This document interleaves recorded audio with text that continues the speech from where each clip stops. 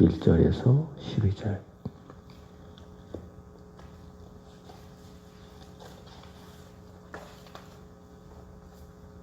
여호수아 14장 1절에서 12절까지 말씀. 이것은 이스라엘 자손이 가나안 땅에서 받은 기업 곧 제사장 엘르아살과 눈의 아들 여호수아와 이스라엘 자손의 지파의 족장들이 분배한 것이니라.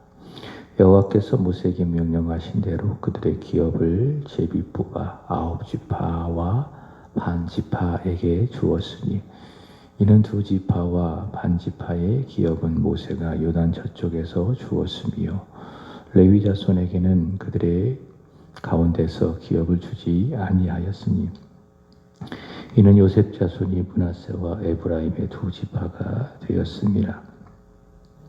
이 땅에서 레위 사람에게 아무 분깃도 주지 아니하고 다만 거주할 성읍들과 가축과 제사를 위한 목초지만 주었으니 이스라엘 자손이 여호와께서 모세에게 명령하신 것과 같이 행하여 그 땅을 나누었더라. 그때에 유다 자손이 길갈에 있는 여호수아에게 나오고 그니스 사람 여분네의 아들 갈렙이 여호수아에게 말하되 여호와께서 가데스 바네아에서 나와 당신에게 대하여 하나님의 사람 모세에게 이르신 일을 당신이 아는 바라.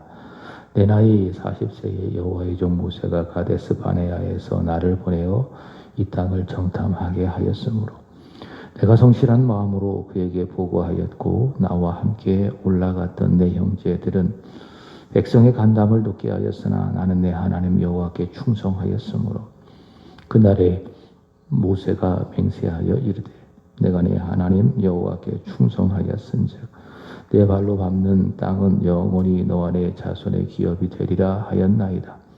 이제 보소서 여호와께서 이 말씀을 모세에게 이르신 때로부터 이스라엘 광야에서 방황한 이 45년 동안을 여호와께서 말씀하신 대로 나를 생존하게 하셨나이다. 오늘 내가 85세로 돼 모세가 나를 보내던 날과 같이 오늘도 내가 여전히 강건하니 내 힘이 그때나 지금이나 같아서 싸움이나 출입에 감당할 수 있으니 그날에 여호와께서 말씀하신 이 산지를 내게 주소서. 당신도 그날에 들으셨거리와 그곳에는 아낙 사람이 있고 그 성읍들은 크고 견고할지라도 여호와께서 나와 함께 하시면 내가 여호와께서 말씀하신 대로 그들을 쫓아내리이다 하니 여호수아가 여분네 아들 갈렙을 위하여 축복하고 헤브론을 그에게 주어 기업을 삼게 하매 헤브론이 그니스 사람 여분네 아들 갈렙의 기업이 되어 오늘까지 이르렀으니 이는 그가 이스라엘의 하나님 여호와를 온전히 쫓았습니다. 헤브론의 옛 이름은 기럇 아르바라. 아르바는 아낙 사람 가운데서 가장 큰 사람이었더라. 그리고 그 땅에 전쟁이 그쳤더라. 아멘.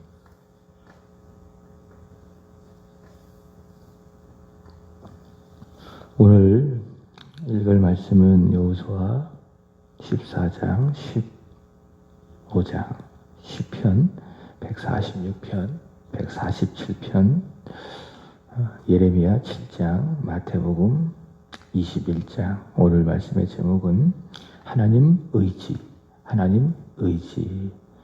이렇게 잡아보았습니다. 믿음이라는 것은 의지죠. 신뢰죠. 하나님을 의지하는 것. 그것이 바로 믿음이다.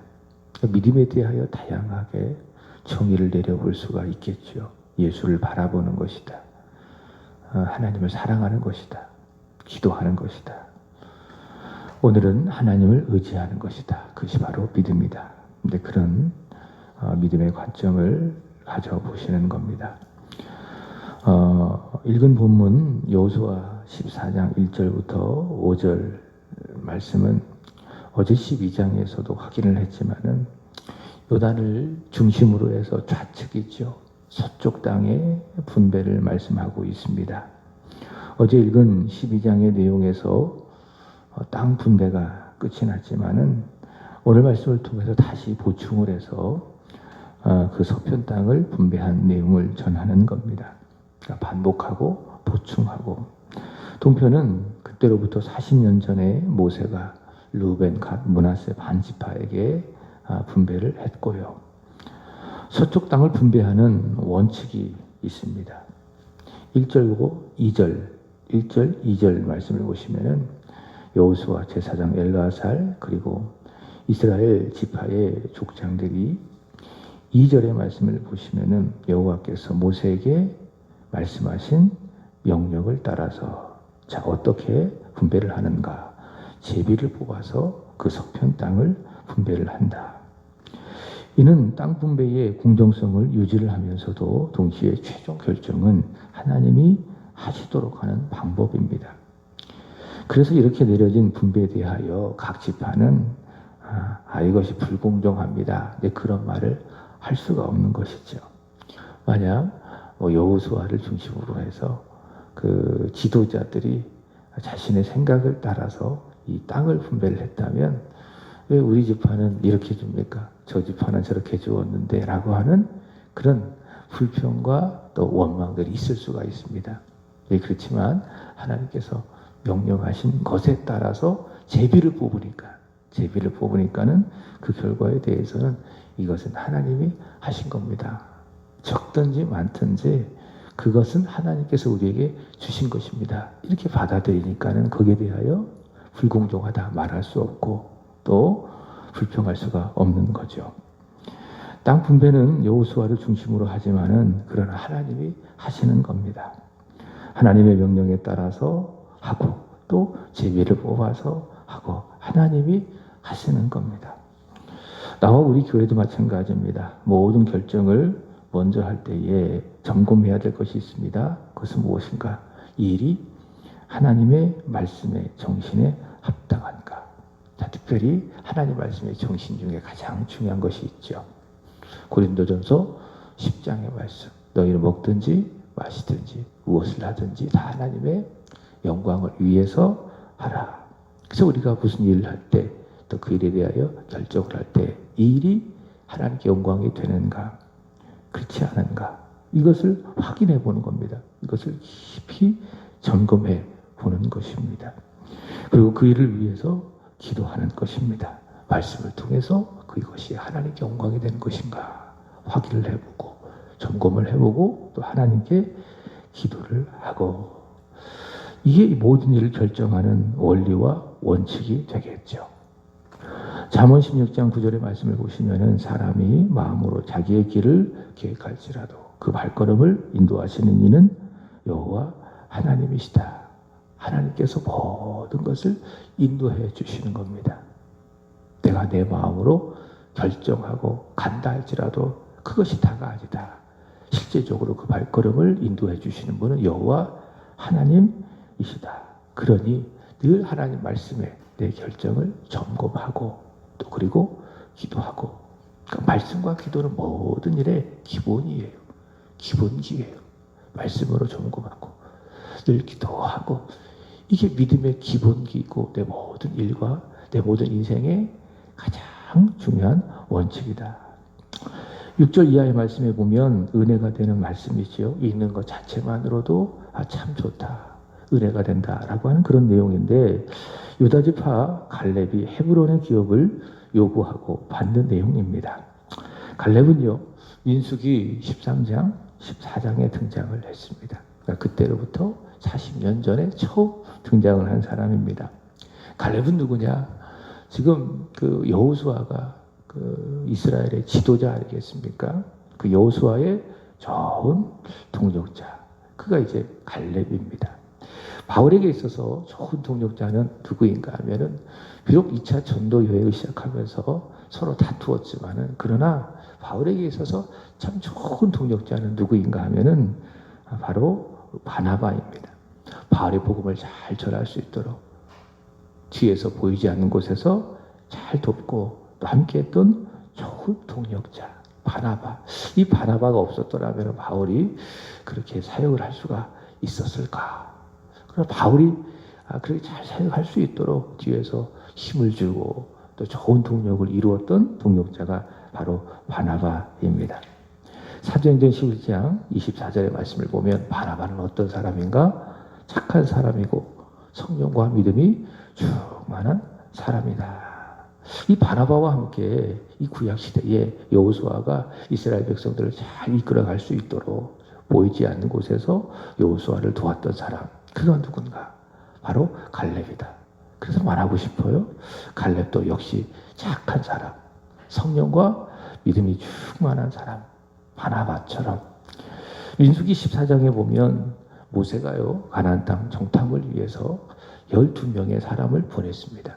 그러니까 이스라엘이 12지파니까는 그 지파의 대표 한 사람씩 보냈는데, 그 중에 유다 지파의 대표가 누구였는가 하면은 바로 갈렙이라고 하는 사람입니다. 40일 동안 가나안 땅을 정탐을 하고 돌아왔어요. 그리고 정탐에 대한 내용을 보고를 합니다. 자, 그런데 10명의 정탐꾼들이 어떻게 보고합니까? 긍정적인 보고 아니면 부정적인 보고, 부정적인 보고를 하죠. 그래서 이 10명의 정탐꾼들로 말미암아 온 이스라엘 백성들이 함께 부정적인 생각과 같이 원망하고 불평하고. 그래서 어제도 말씀드렸던 것처럼 이 10명의 정탐꾼들은 어떤 사람들인가? 방전기와도 같은 사람들입니다. 방전기와도 같은 사람. 힘을 빠지게 만드는 사람. 이스라엘 백성들로 낙심하게 만드는 사람. 우리 주변에도 그런 사람들이 있잖아요. 저 사람 만나면은 힘 빠지고 안 만나고 싶고. 그런 사람들이 위해서 절대로 되지 않습니다. 우리는 반드시 누군가에게 힘을 주고 위로를 주고 격려해주는 어떤 사람, 디모데와 같은, 충전기와도 같은 사람이 되어야 한다. 바나바처럼, 그리고 갈렙처럼 충전기와도 같은 사람이 되어야 한다. 10명의 정탐꾼은 부정적인 보고로 이스라엘 백성들을 낙심하게 합니다. 우리는 절대로 가나안 땅을 차지할 수가 없다. 그들이 우리를 볼 때에는 우리는 메뚜기처럼 보였을 것이다. 가보지도 않고 싸워보지도 않고 안 된다. 그래서 온 이스라엘 백성들을 낙심하게 만든 사람입니다. 그들은 근본적으로 하나님을 믿지 않는 사람, 하나님의 신실하심. 어제 새벽에 말씀드렸던 것처럼 하나님께서 그 땅을 주시기로 약속했잖아요. 그럼 하나님은 어떤 하나님? 신실하신 하나님. 그 약속을 하셨으면 반드시 지키시는 하나님, 신실하신 하나님을 안 믿은 거예요. 그게 뭡니까? 불신앙입니다. 10명의 정탐꾼들은 그런 불신앙을 가지고 있었습니다. 그리고 그 불신앙을 온 이스라엘 자손들에게 퍼뜨리고, 방전기와 같은 사람이죠. 그러나 믿음 있는 여호수아, 그리고 그의 동력자 이 갈렙은 달랐습니다. 이들도 똑같이 안 받겠어요? 아낙 자손들이 크고 그 사람들은 견고하고 성읍들은 견고하고 우리의 힘으로는 그 땅을 차지하기가 불가능하다는 것 몰랐겠어요? 그러나 그것만 보지 않는 거예요. 무엇을 봅니까? 되는 것을 보는 거예요. 그래서 어제 말씀을 드렸잖아요. 믿음이라는 것은 안 되는 것 중에 안 되는 것만 보는 것이 아니라 안 되는 것이 있지만 되는 것을 보는 게 그게 믿음이라고. 여호수아와 갈렙은 되는 걸 보는 거예요. 그것이 무엇입니까? 가장 중요한 하나님의 신실하심을 보는 거예요. 그리고 하나님의 역사를 보는 거예요. 그래서 말합니다. 하나님은 신실하시니, 그리고 하나님이 우리와 함께 하시니 차지할 수 있다라고 전합니다. 민수기 13장 30절, 갈렙이 모세 앞에서 백성을 조용하게 하고 이르되 우리가 곧 올라가서 그 땅을 취하자, 능히 이기리라. 이게 갈렙의 말 아니겠습니까? 그래서 하나님께서는 출애굽 제1세대에서 유일하게 두 사람, 한 사람은 누구예요? 여호수아. 다른 한 사람은 갈렙. 이 갈렙만 약속의 땅에 들어가게 하십니다. 하나님은요, 부정적인 사람, 말이 부정적인 사람, 그래서 불평하는 사람을 좋아하지 않으세요. 거기에는 절대로 하나님이 안 계십니다. 불평하고 원망하는 그 자리에 하나님이 안 계십니다. 하나님은 싫어하십니다. 보세요. 그런 사람에게는 이런 거예요. 주실 것도 안 주세요. 누구에게는? 불평하는 사람, 원망하는 사람, 불신앙을 가진 사람, 안 된다고 말하는 사람, 나쁘게 분위기를 만들어가는 사람, 그런 사람에게는 어떻다고요? 주실 것도 안 주신다. 그게 10명의 정탐꾼 아니겠어요? 그러나 여호수아처럼 또 갈렙처럼 여호와 하나님의 신실하심을 믿는 사람, 믿음으로 말미암아 할 수 있다고 말하는 사람, 능력 주시는 자 안에서 우리가 모든 것을 할 수 있느니라, 그렇게 믿고 말하는 사람, 하나님 그런 사람을 어떻습니까? 기뻐하시고, 그리고 주시고, 더 주시고, 또 그런 사람을 통해서 일하시고, 어제도 말씀을 드렸잖아요. 예수 그리스도께서 오병이어의 기적을 일으키시는데 누구를 통해서? 제자들을 통해서 하시겠다는 거예요. 근데 믿음이 없어서는 안 되는 거예요. 그들의 믿음을 통해서 오병이어의 기적을 일으키시겠다. 그래서 그들에게 믿음을 요구할 말씀이 무엇이었어요? 너희가 먹을 것을 주라. 그래서 빌립처럼 상식과 계산을 벌어야 되고, 안드레처럼 현실에 대한 생각들을 다 내려놓아야 되고, 한 아이처럼 주께 본 것을 다 드리는 믿음이 있어야 거기 오병이어의 기적이 일어나는 것 아니겠어요? 하나님은 그런 믿음을 통해서 일하시는 거예요. 믿음이 없는 사람, 불평하는 사람, 원망하는 사람, 안 된다고 하는 사람, 방전교와 같은 사람을 통해서 하나님 절대로 일하거나 역사하지 아니하신다. 하나님 갈렙을 통해서 역사하는 거예요. 근데 그 갈렙도요, 나이가 다 들었어요. 10절에 보면 몇 세가 됐습니까? 85세가 됐습니다. 40세 여호수아와 함께 가나안 땅을 정탐한 갈렙은 지금 85세가 되어 45년 전에 받은 약속의 말씀을 의지하는 겁니다. 자신의 기업을 요구합니다. 참 대단한 거죠. 그러니까 가나안 땅에 대한 그 자신의 기업에 대한 약속을 몇 년 전에? 45년 전에 받은 거예요. 그죠? 10년이면 강산도 변한다는 말이 있죠. 근데 이 갈렙은요, 대단한 거예요. 45년을 기다린 거예요. 그래서 이런 생각을 해봐요. 우리가 교회를 하나 정하고 교회를 다니면은 결국 몇 년 동안 다녀야 된다? 적어도 30년 이상, 40년 이상은 그 교회 계속 다녀야 되지 않을까. 물론 우린 그럴 시간이 없습니다. 그게 참 하나님 보시기에 좋은 모습이 아닐까. 그래서 저는 개인적으로 김승희 권사님이 참 존경스러워요. 이분은 오직 세안교회만 바라보고 다니지 않았습니까? 세안교회에 속해서 여기서 예배만 드리지 않았습니까? 갈렙은요, 45년 동안 하나님의 약속을 계속 붙들고 살았어요. 기다리는 동안 얼마나 힘들었겠어요. 언제 이 약속이 이루어질까? 그러나 갈렙은 그렇게 45년을 기다리는 동안 하나님의 약속을 단 한 번도 그 약속을 의심하지 않고, 하나님께서 언젠간 신실하시니 그 약속을 이루실 것이다 라고 하는 믿음을 갖고 있었습니다. 믿음은 뭐냐? 갈렙을 보며 확인하는 것, 기다리는 것이다. 말씀을 주셨잖아요. 내가 너와 내 자손에게 이 땅을 주리라. 그 약속을 받고 그 말씀 주신 하나님이 신실하시니 언젠가 반드시 이루어질 것이니 더디다 할지라도, 현실 속에서 이루어질 조짐이 보이지 않는다 할지라도 참고 인내하고 때로는 절제하고 기다리는 것, 그것이 무엇이다? 그것이 바로 믿음이다. 그래서 그 믿음을 갈렙을 통해서 보는 거예요. 45년을 그 말씀을 기다리고 이제는 그 말씀의 성취를 두고 하나님 앞에 구하는 거죠. 이 산지를 내게 주소서. 하나님 나와 함께 하시면 내가 이 산지를 차지할 것입니다. 갈렙은 그 약속이 있으니 힘이 생기는 겁니다. 14장 11절. 모세가 나를 보내던 날과 같이 오늘도 내가 여전히 무한히 강건하니 내 힘이 그때나 지금이나 같아서 싸움이나 출입에 감당할 수 있습니다. 12절. 그날에 여호와께서 말씀하신 이 산지를 지금 내게 주소서. 당신도 그날에 들으셨거니와 그곳에는 아낙 사람이 있고 그 성읍들은 크고 견고할지라도 여호와께서 나와 함께 하시면 내가 여호와께서 말씀하신 대로 그들을 쫓아내리이다. 갈렙의 하나님의 약속이 있어요. 무엇보다도 자기는 강건하다고 믿어요.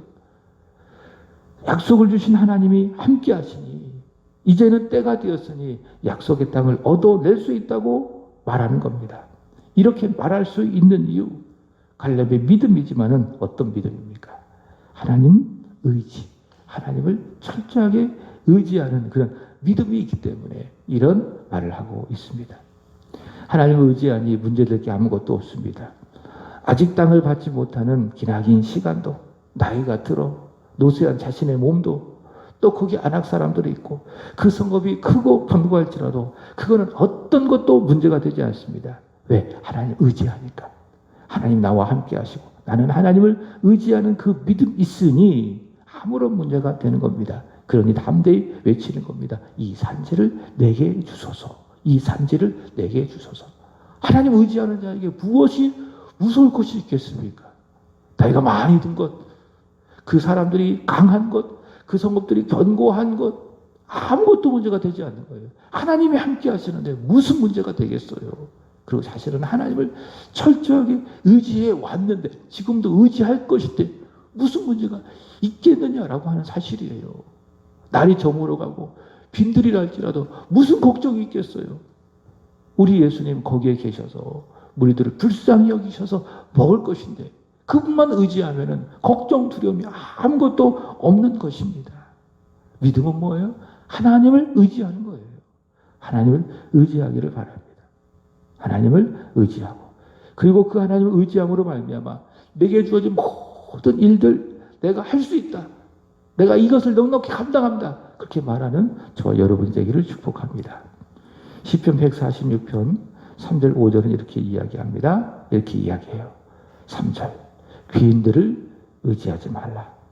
도울 힘이 없는 인생을 의지하지 말라.